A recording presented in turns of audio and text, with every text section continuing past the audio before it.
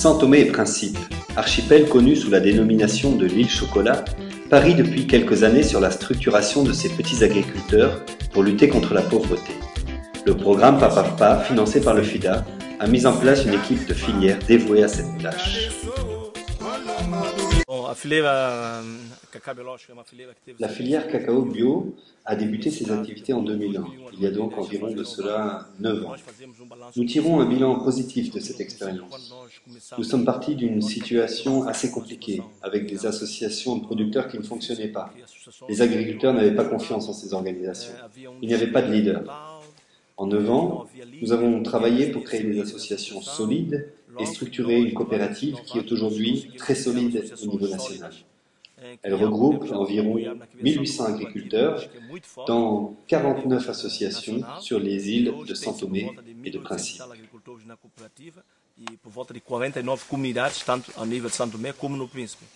La première étape pour construire la filière durablement a consisté à appuyer les petits agriculteurs dans la production d'un cacao biologique de qualité. Nous sommes devant un jardin clonal qui compte plus de 400 plantes greffées. C'est pour nous une nouvelle technique que nous avons acquise grâce à l'appui de la filière cacao bio. Grâce à la formation apportée par l'équipe du PAPAFPA, les pépinières sont aujourd'hui entièrement gérées par les petits agriculteurs de la coopérative. Nous sommes ici devant le jardin clonal. Nous avons produit déjà 60 000 porte-greffes, 15 000 dans chacun des 4 jardins clonaux.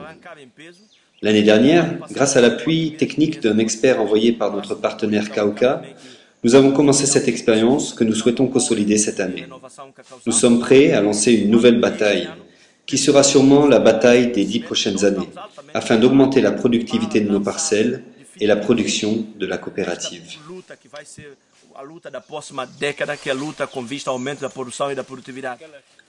Des échanges entre les petits agriculteurs de la coopérative sont organisés pour promouvoir la diffusion des nouvelles techniques agricoles. Ce travail de greffage va permettre à terme que nous, les petits agriculteurs, puissions gagner plus d'argent. Notre problème principal, c'est que notre niveau de production est bas. Personnellement, je voudrais gagner plus d'argent. Je crois en cette nouvelle technique de greffage et je vais la mettre en place dans mes parcelles.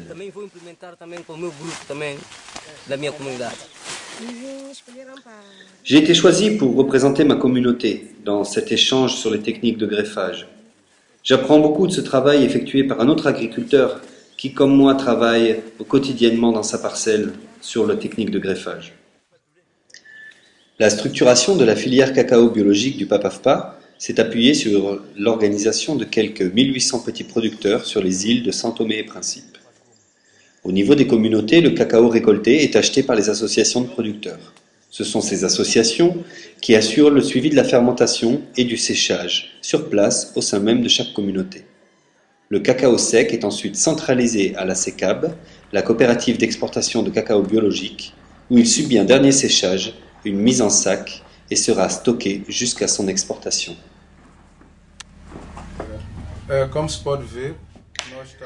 Comme vous pouvez voir, nous sommes au mois d'octobre, le moment de l'année où la grande partie de nos activités se concentre.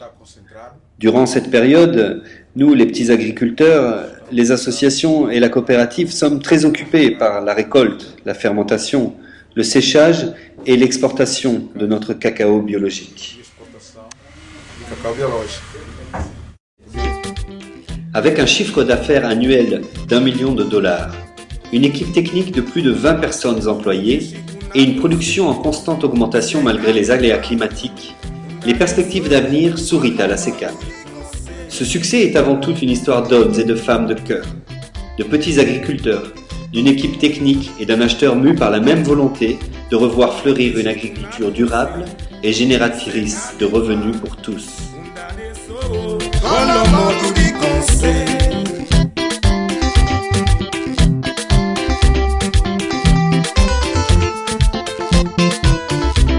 Wasa cooperativa, o camanda, cacau biológico, baoplotela.